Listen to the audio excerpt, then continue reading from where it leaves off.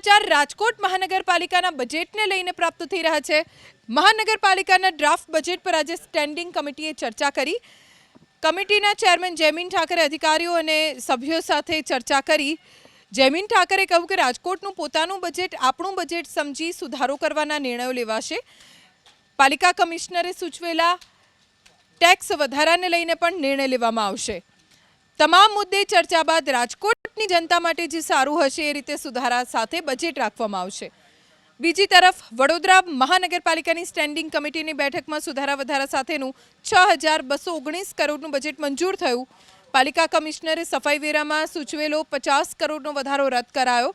1 માર્ચથી શહેરને hoarding free બનાવવું। તળાવનું ગીર ફાઉન્ડેશન સર્વે કરશે। તળાવને ઊંડા અને ઇન્ટરલિંકિંગ માટે સર્વે ગીર ફાઉન્ડેશન કરશે। વધતી વસ્તીને ધ્યાનમાં રાખી પાણીની નવી લાઇન, નવા સોર્સ ઊભા કરાશે।